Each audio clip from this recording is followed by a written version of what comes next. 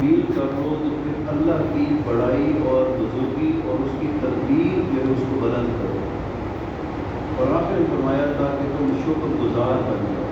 اس آیت میں مسائل کے ساتھ یہ 3 مقاصد کی ارشاد فرما دی۔ اس کے علاوہ بھی چند مقاصد ہیں، ان پر بھی گفتگو کر لیتے ہیں، اور کچھ احادیث ہیں جو اس مقاصد روزہ کے حوالے سے ان پر بھی گفتگو کر لیتے ہیں۔ جو آغاز کرتے ہیں کہ روزہ کہتے کسے، جو اس کے لٹرل میننگز ہیں، جو اس کے لغوی معنی ہیں وہ کیا ہیں، اور اس کے ٹیکنیکل یا اصطلاحی معنی جو ہیں وہ کیا ہیں۔ تو اگر لغت کے اعتبار سے دیکھیں تو صوم کے معنی ہے رک جانا، مطلقاً رک جانا، کسی بھی شے سے رک جانا۔ لیکن جب ہم ٹیکنیکل میننگز لیتے ہیں، جب ہم اس کے اصطلاحی معنی لیتے ہیں کہ شریعت میں اس سے کیا مراد ہے، صوم سے کیا مراد ہے، کیونکہ آپ اگر بڑی اسلام اس کے معنی دیکھیں تو جو عرب تھے ان کے ہاں صوم تب استعمال ہوتا تھا کہ جب بندے جنگوں کے لیے تیاری کرتے تو اپنے گھوڑوں کو کئی ماہ جو تھے وہ ایک وقت کا کھانا نہیں دیتے تھے، چارہ نہیں ڈالتے تھے، اور وہ کئی مہینے ان گھوڑوں کو اس مشق سے گزارا جاتا، اور اس پوری مشق کو عربی میں صوم کہا جاتا۔ اور وجہ یہ تھی کہ کبھی مشکل وقت پڑے، کبھی میدان جنگ ہو تو یہ گھوڑے کہیں کھڑے نہ ہو جائیں، کبھی کھانا کھلاؤ، ہمیں چارہ دو، ہمیں کو اور دانا پانی ڈالو، ہم چلے، اس لیے اس کو پہلے تیار کر دیا جاتا تھا۔ اللہ نے وہ جو اصطلاح تھی اس کو استعمال کروا دیا، چونکہ عرب اس سے واقف تھے، اس کا مقصد کیا ہے، اس سے واقف تھے، اس اصطلاح کو مسلمانوں کے اوپر اس کا اطلاق فرما دیا، فرمایا تمہارے لیے بھی صوم ہی ہے، یہ جو بندے ہیں یہ حزب اللہ ہے، اللہ کی فوج ہے، اللہ کا ایک مجاہدین کا گروہ ہے۔ فرمایا یہ بھی تو جہاد پر جائیں گے تو کبھی ان کو بھوک پیاس نے ستایا تو کہیں یہ گھٹنے ٹیک کر بیٹھ نہ جائیں، تو پہلے ہی تربیت کرو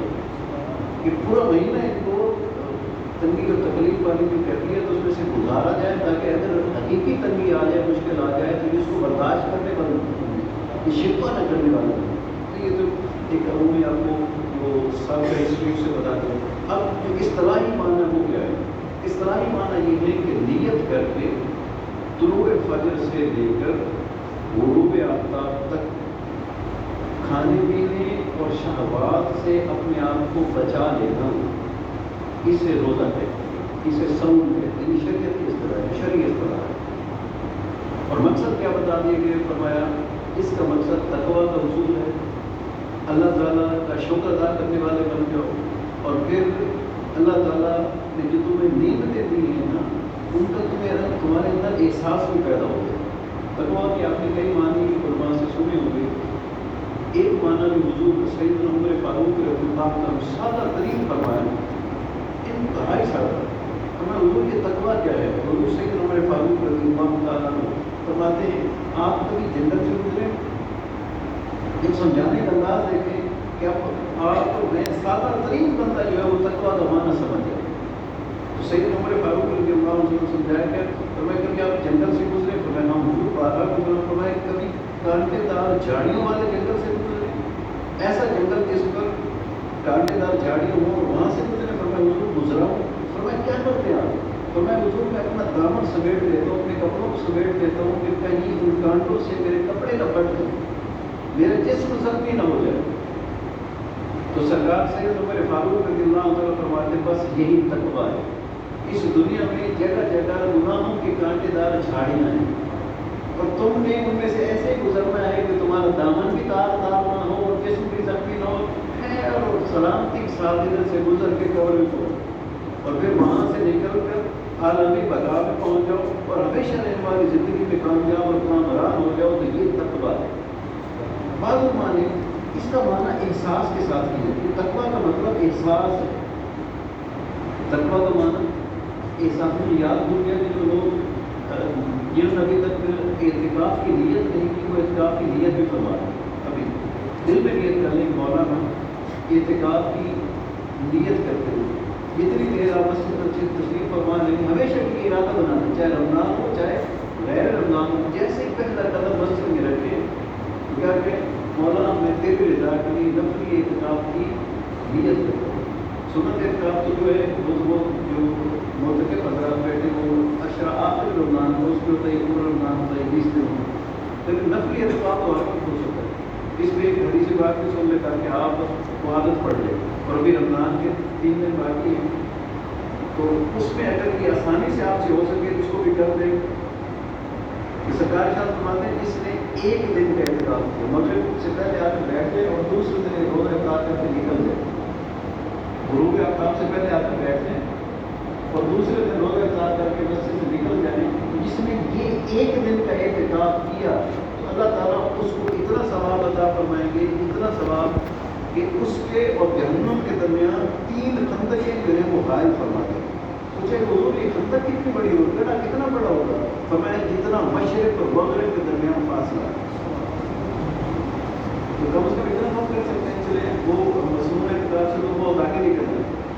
ایک دن کا اعتکاف کر سکتے ہیں، ایک نماز سے دوسری نماز تک، جیسے آپ نے زور پڑھی تو آپ کا اعتکاف اتنا کر لیں، کیا سب تک بیٹھ رہے ہیں، کیا سب پڑھ کر جائیں، 2 نمازوں تک بیٹھ جائیں، اس کا بھی بے شمار تفسیر حدیث پاک میں ثواب آئے، لیکن جتنے دیر آپ تشریف فرمائیں گے اعتکاف کی نیت کر لیں تاکہ آپ کو اس کا ثواب بھی ہوتا رہے اور اللہ اس کے رسول کا ذکر بھی سنتا رہے۔ تو تقویٰ کی بات اس کا رہا کہ تقویٰ کا ایک معنی علماء نے مفسرین نے احساس بھی دیا ہے۔ اب یہ احساس کون سا ہے؟ فرمایا احساس جو ہے اس بات کا کہ کوئی نیکی مجھ سے چھوٹ نہ جائے اور کوئی گناہ مجھ سے ہو نہ جائے، اسے تقویٰ ہے کہ بندہ ہر وقت حساس رہے، محتاط رہے کہ کہیں کوئی ایسا عمل نہ ہو جائے کہ میرا رب مجھ سے ناراض ہو جائے، اور کوئی عمل مجھ سے ایسا چھوٹ نہ جائے کہ جس سے میرا رب راضی ہوتا ہو۔ آپ کو میں نے یاد کریں تقویٰ کی ایک اور بھی تعریف بتائی تھی جو صوفیاء نے فرمائی، وہ ادھر اس کا کتاب ہو رہا تھا پچھلے سال، کافی عرصہ یاد ادھر سردی کی شدید دسمبر کے دن بھی ادھر میں نے ایک بات بتائی تھی، حضور سید شیخ عبد القادر جیلانی نے بھی اس کو نقل فرمایا، دیگر اولیاء نے بھی نقل فرمایا حضور یہ تقویٰ کیا ہے؟ انہوں نے بڑی خوبصورت بات کی، فرمایا دیکھیے یہ تقویٰ یہ ہے کہ جہاں پر بندے کو اللہ تعالیٰ دیکھنا چاہتا ہو، جہاں پر اللہ تعالیٰ بندے کو دیکھنا چاہتا ہو بندہ وہاں سے غیر حاضر نہ ہو، اور جہاں سے اللہ تعالیٰ بندے کو نہیں دیکھنا چاہتا وہاں پر بندہ حاضر نہ ہو، وہاں کی غیر حاضری شرط ہے اور نیکی والی جگہ کی حاضری شرط ہے۔ اللہ نہیں چاہتا کہ میرا بندہ جو وہ شراب خانے میں جائے تو وہاں سے غیر حاضری لگنی چاہیے، مست ہے۔ اللہ نہیں چاہتا کہ میرے بندے جو وہ سود لیں، میرے بندے رشوت لیں تو وہاں سے